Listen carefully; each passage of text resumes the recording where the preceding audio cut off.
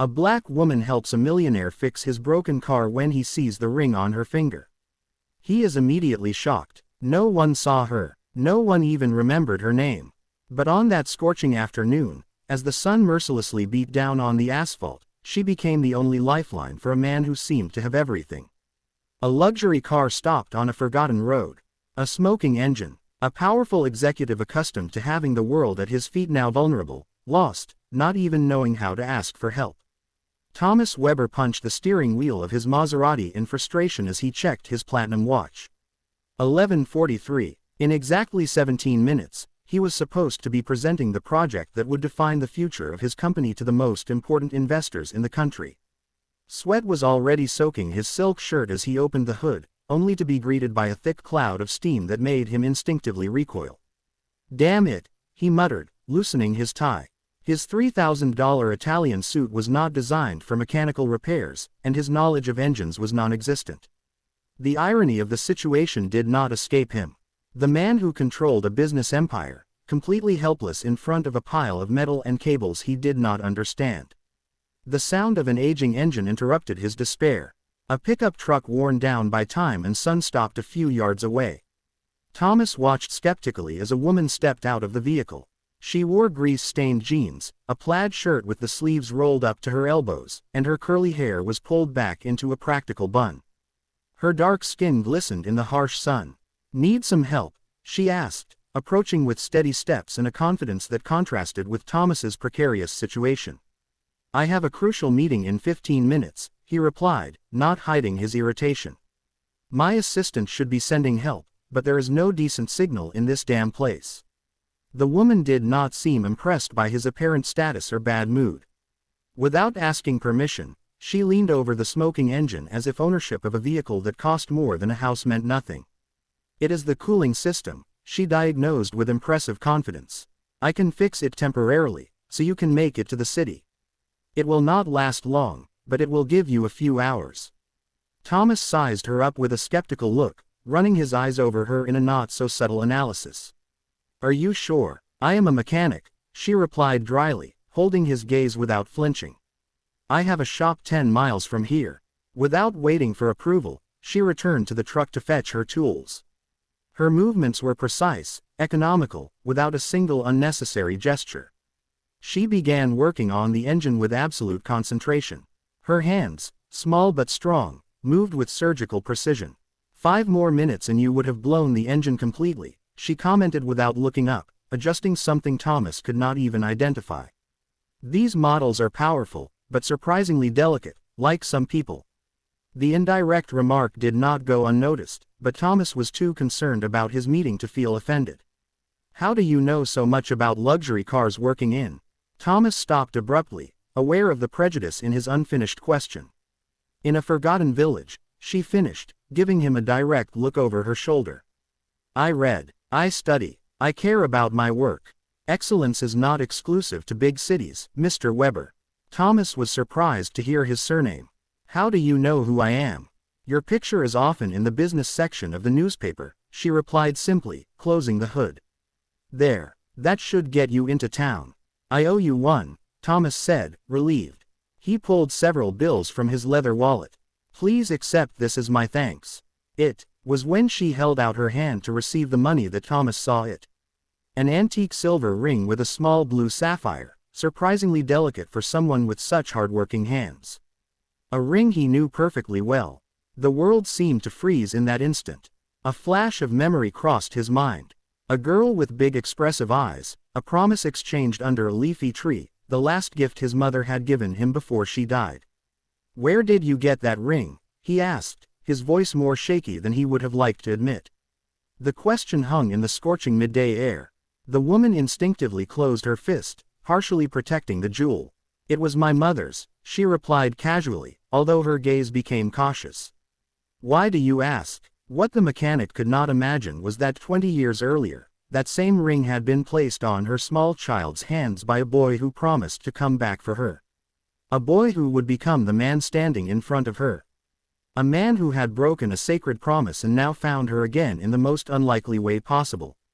If this story of forgotten promises and unexpected reunions touched your heart, Be sure to sign up to find out how a simple ring will become the catalyst for a revolution in the lives of these two strangers whom fate insists on reconnecting. Maya hardened her eyes when she noticed Thomas's fixation on the ring. She put the money in her pocket and turned away, walking determinedly toward her truck. If the car breaks down, the repair shop is 10 miles away. First entrance after the Aurora City sign. Thomas hesitated, torn between the crucial meeting and that disturbing discovery. That ring, he began, but she had already started the engine.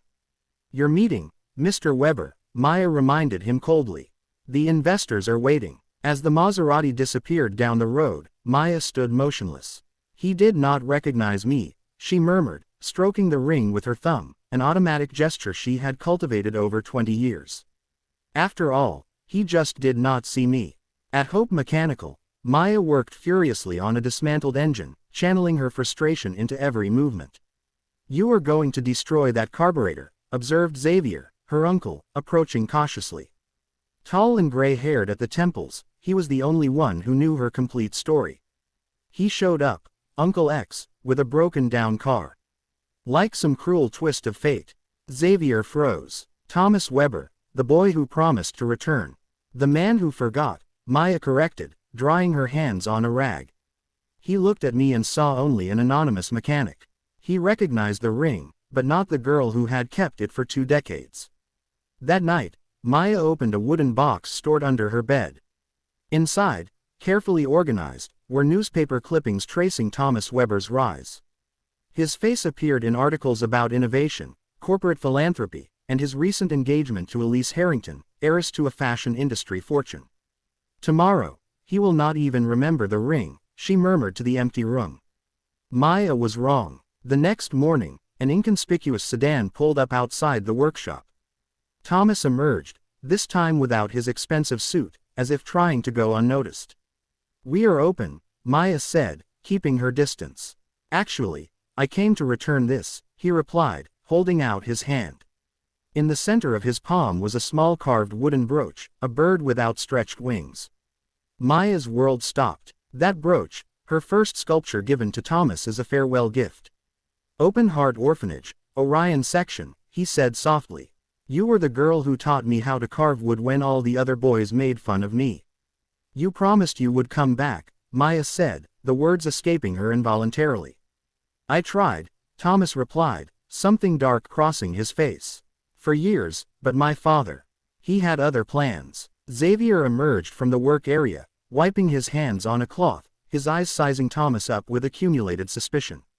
So the young prince returns, he commented in a low voice. 20 years later, Thomas held his gaze. I understand your mistrust, but I came to ask for a chance to explain. Xavier rescued me when I left the orphanage, Maya explained. He taught me everything I know. Gave me a home when no one else would. Something I promised to do, Thomas acknowledged with visible regret. Why now? Maya challenged. After all this time, Thomas took a deep breath. In 3 weeks, I will officially announce my engagement to a woman I do not love, take over the presidency of a company I secretly detest, and complete my transformation into the man my father always demanded I be. He paused significantly. And then I saw you, or rather I saw the ring and something stirred. Thomas's phone rang insistently. On the screen, Elise, 6th call. She seems persistent, Maya observed bitterly. My jailer, he replied, hanging up. Our marriage is a corporate merger disguised as romance. And what do you expect from me? Maya asked, crossing her arms. Absolution for abandoning you. Answers, he said simply, and maybe a chance to correct the biggest mistake of my life. What Thomas did not reveal was the investigation he had begun the night before, a thorough search of Maya Oliveira, her past in the orphanage, and the mysterious disappearance of documents related to the property that once belonged to her family. What Maya concealed was the file hidden in the back of her workshop, yellowed papers with the Weber Enterprises logo, signed by Thomas's father, detailing the fraudulent acquisition of the Oliveira family's land, the same land where the new corporate complex that would be Thomas's legacy now stood. As they stared at each other, neither realized that their destinies were intertwined by more than childhood memories, by a conspiracy that destroyed a family to build an empire. And in 3 weeks, when Thomas was supposed to seal his future, Maya would finally reveal the truth that could tear down everything the Weber family had built on injustice and lies.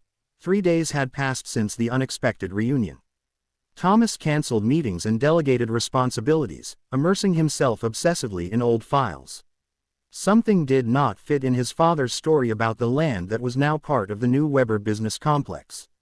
At the family mansion, he was searching his father's office when he found a locked folder labeled Project Aurora, the same name as the town where Maya lived. Using the key he had secretly copied years ago, Thomas opened it and felt his blood run cold. Contracts, lawsuits, and one particularly disturbing document, a forged death certificate for Maya's mother. He faked her death, he muttered in disbelief, to get the land. At the same time, in Xavier's workshop, Maya was making her own decision. She had kept the truth for too long. "I am going to confront him," she declared, revealing the hidden file to Xavier. "The documents are authentic. His father's signature is on all of them. It is dangerous," Xavier warned. "The Webers destroyed your family once. They can do worse now." Maya caressed the sapphire ring. "I have nothing left to lose." That night, Thomas was driving his sedan toward the workshop when he received a message from Maya. "Central Square, 20 minutes, come alone." The square in Aurora City was deserted when Thomas arrived. Maya was waiting, sitting on a bench under a leafy tree, strangely similar to the one at the orphanage where they had met. "For 20 years, I wondered why my mother abandoned me," Maya began without preamble. "Why I lost everything in an instant." "Maya, I have discovered something terrible," Thomas interrupted, his eyes reflecting genuine horror. Your father faked my mother's death," she finished, handing him some yellowed papers. "Then he threatened her life if she tried to get me back, so he could take our land. Land with the largest reserve of fresh water in the region." Thomas paled as he examined the documents. The signature was unmistakable, the same one he had seen minutes earlier on his own discovery. "How did you get these?" he asked, his voice trembling. "My mother left them with Xavier before she disappeared. He waited until I was old enough to understand."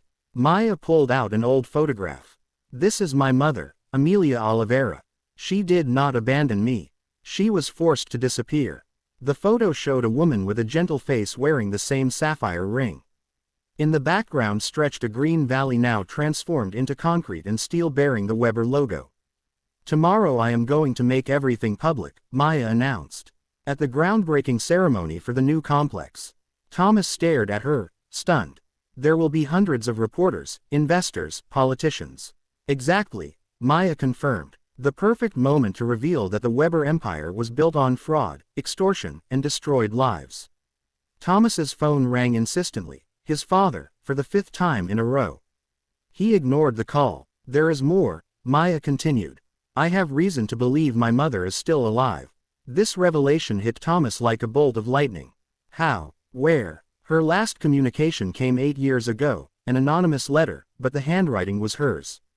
Maya hesitated. From a psychiatric clinic in New Hope. Thomas took a deep breath, making a decision that would change everything. "Do not wait until tomorrow," he said, his eyes meeting hers with new determination. "Let us go now." "Where?" "To the inauguration. My father moved the event up to tonight, fearing leaks about the project. No one knows except the inner circle." In the limousine on the way to the complex, Thomas explained his plan. "I have full access to the security system and the stage. I can put you in position at the exact moment to confront him publicly." What Thomas did not say was that he had also discovered the exact location of Maya's mother, not in a clinic, but on a private Weber property held as collateral for Amelia's silence. The event was lavish. The business and political elite admired the imposing complex built on what had once been the Oliveira family home. Ernesto Weber, impeccable in his suit, smiled for the cameras, his authority unquestionable. "Thomas, finally," he exclaimed when he saw his son. His eyes hardened when he noticed Maya beside him. "What is she doing here?" "A special guest, father," Thomas replied coldly. "Someone with a fascinating story about the origins of this land." Ernesto paled. "My office now." In his luxurious office overlooking the devastated valley, the Weber patriarch stared at Maya with contempt. "How much?" he asked dryly. "What is your price for disappearing like your mother should have done?" "My mother," Maya replied, her voice steady despite the emotion swirling in her chest. I want to know where she is. Ernesto laughed, a humorless sound. After all these years, she probably does not even remember you. She is alive then, Thomas concluded, discreetly recording the conversation on his cell phone. You have kept her prisoner for 20 years. Prisoner, Ernesto dismissed the word with disdain. I gave her a life of luxury in exchange for a piece of worthless land. It was a deal. A deal made under threat is no deal, a new voice interjected. At the door stood Xavier, accompanied by an older woman whose eyes, identical to Maya's, overflowed with decades of contained pain. Mother, Maya whispered, her voice breaking. Amelia Oliveira advanced slowly, her eyes fixed on the daughter she had not seen since she was a child. Maya, she said simply, her voice choked with emotion. Behind them in the hallway, Elise watched the scene with clinical interest, her cell phone recording every word exchanged. The reunion between mother and daughter was about to expose not only the fraud behind the origins of the Weber Empire, but also reveal how excessive ambition had destroyed lives and torn families apart. A truth that not even all the money in the world could hide anymore. And while Ernesto Weber watched his empire of lies crumble before his eyes, an even more devastating truth remained hidden. Thomas was not his biological son, but an orphan adopted to replace the baby his wife had lost. A final twist that when revealed would complete the cycle of justice begun by a determined mechanic with a sapphire ring on her finger. Ernesto Weber's living room vibrated with tension as mother and daughter looked at each other for the first time in 20 years. The Weber patriarch, always controlling, seemed to have completely lost his grip on the situation. Impossible, he muttered, taking a few steps back. You were under constant surveillance. Your money buys silence, Ernesto, but not true loyalty, Amelia replied, her voice strengthened by decades of pent-up pain. Some guards have families, they have hearts. Maya, trembling, slowly approached her mother. 20 years of forced abandonment, 20 years of unanswered questions. When they embraced, there were no words, only tears that spoke louder than any speech. Thomas watched the scene, a storm of emotions crossing his face. Why, father, he finally asked. Why destroy a family for a piece of land? That land was never just a piece of land, Ernesto replied, regaining some of his composure. It is the largest reserve of drinking water in the region. It is worth billions, the future of this company.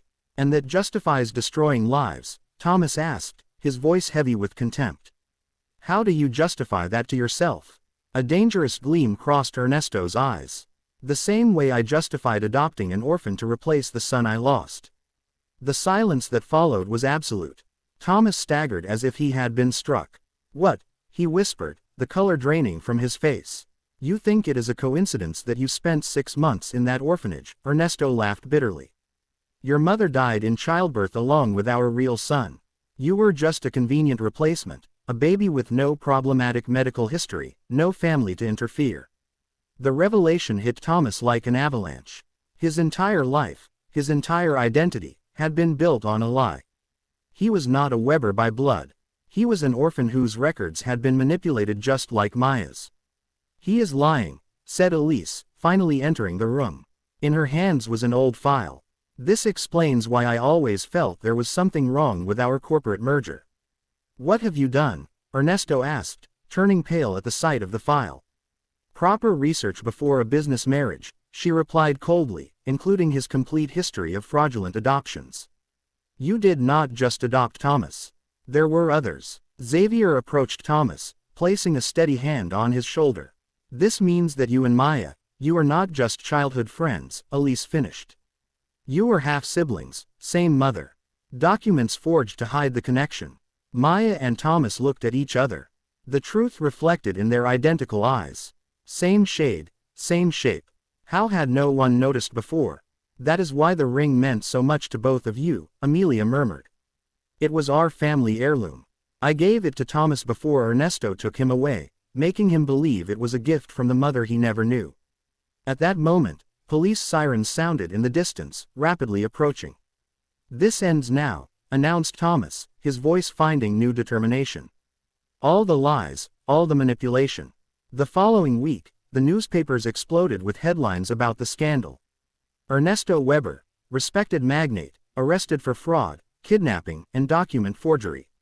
The Weber empire, built on crime and the separation of families, collapsed as investigations revealed decades of corruption. Thomas, discovering his true identity as Amelia Oliveira's son, renounced the Weber name and took his real surname. The land was legally returned to the Oliveira family and the corporate project was transformed into an environmental reserve with a community center benefiting hundreds of local families. 6 months later, in the small Esperanza Mechanica workshop, now expanded and modernized, Maya adjusted a car engine while Thomas reviewed documents for the newly created Oliveira Foundation for Abandoned Children. "Is it still strange," she asked, wiping grease from her hands, "to find out that your whole life was built on a lie?" Thomas smiled, a genuine smile he had rarely shown in his previous life. "Strange, yes, but also liberating." He touched the small bird brooch he now wore as a pendant. "We lost 20 years, but we regained our truth. Our family." Amelia entered the workshop carrying lemonade. Her eyes, once marked by sadness, now shone with the peace of someone who had finally found justice. "The ring," she said, noticing that Maya was still wearing it. "It always kept us connected, even when we did not know it." Sometimes the most elaborate lies are undone by the simplest of ties. A ring passed from mother to son, then to a sister who did not even know she existed. And sometimes empires built on injustice crumble not under the weight of guilt, but under the unshakable force of truth that resurfaces when least expected.